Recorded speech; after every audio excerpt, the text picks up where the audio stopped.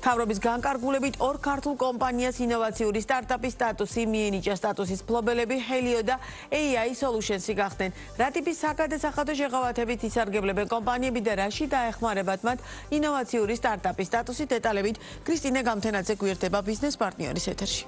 მაია, გამარჯობა. ინოვაციური სტარტაპის სტატუსი გარკვეულ საგადასახადო შეღავათებს ითვალისწინებს. ინოვაციური სტარტაპი 3 წლის განმავლობაში საშემოსავლო გადასახადისგან სრულად გათავისუფლებული იქნება. იმისთვის, რომ აღნიშნული სტატუსი მიენიჭოს, კომპანიამ რამდენიმე კრიტერიუმი უნდა დააკმაყოფილოს. კონკრეტულად კი სტარტაპ პროექტი უნდა იყოს ინოვაციური, მაღალტექნოლოგიური და გლობალურ ბაზარზე ორიენტირებული. ამასთან მას მოზიდული უნდა ჰქონდეს კერძო ინვესტიცია მინიმუმ 100,000 ლარის ოდენობით ან საქართველოს ინოვაციებისა და ტექნოლოგიების სააგენტოს გრანტი მინიმუმ 150,000 ლარის ოდენობით. როგორც უკვე აღინიშნა, მთავრობის განკარგულებით ინოვაციური სტარტაპის სტატუსი უკვე მიიღო ორმა კომპანიამ. სტატუსის მფლობელები პირველ ეტაპზე Helio, AI და AI Solutions-ი გახდნენ, თუმცა ინოვაციებისა და ტექნოლოგიების სააგენტოს ინფორმაციით სტატუსის მინიჭების მსურველთა რაოდენობა მაღალია.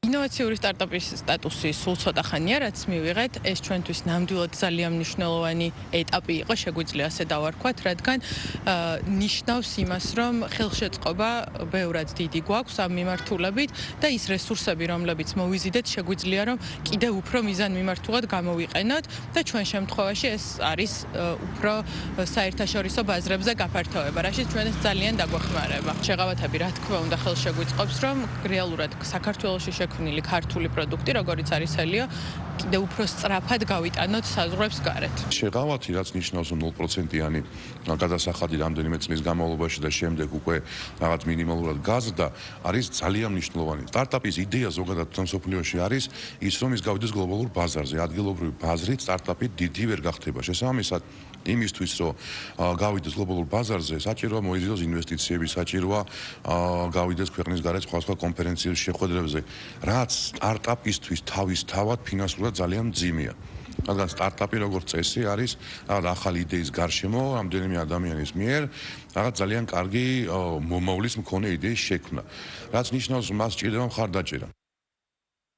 სტარტაპ ეკოსისტემა საქართველოში ეტაპობრივად ვითარდება, თუმცა ბაზარზე რჩება გარკვეული გამოწვევები, მათ შორის განათლებისა და კვალიფიციური კადრების მიმართულებით. ამასთან სტარტაპებისთვის მნიშვნელოვანი პრობლემაა ფინანსებზე ხელმისაწვდომობა.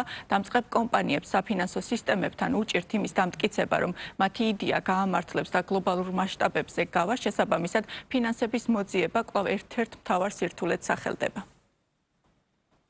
დაახლოებით 2,000-ზე მეტი სტარტაპია უკვე დარეგისტრირებული ამ ტექ მიმართულებით. დაახლოებით 26,000 ადამიანია ჩართული ამ სტარტაპ ეკოსისტემაში, როგორც თვითონ სტარტაპის მფლობელი და ის ადამიანები, ვინც ამას ქმნიან. შესაბამისად, ართულებს, იმიტომ რომ ბაზარი, რა თქმა უნდა, საქართველოს ბაზარი პატარა, მაგრამ როგორც კიდე აღვნიშნე, გლობალური ბაზარი ძალიან დიდია. და მარტივი არ არის გლობალურ ბაზარზე წასვლა და ყველასთვის ხელმისაწვდომი არ არის, რომ შეძლონ ინვესტორებთან საუბარი და თავისთავად რაღაც დასაბუთება იმის, რომ ეს იდეა გაამართლებს და იქნება ძალიან მნიშვნელოვანი. ცნობისთვის გეტყვით, რომ 2025 წელს საგადასახადო კოდექსში შესული ცვლილებებით ინოვაციური სტარტაპების იურიდიული სტატუსი განისაზღვრა იმ კომპანიებს, რომლებიც ამ სტატუსს მიიღებენ 10,000 ლარამდე გაცემულ ხელფასებზე საშემოსავლო გადასახადის გადახდის ვალდებულება უქმდებათ. მადლობა, კრისტინე გამთენაძე საუბრობდა ბიზნეს პარტნიორის პირდაპირ ეთერში.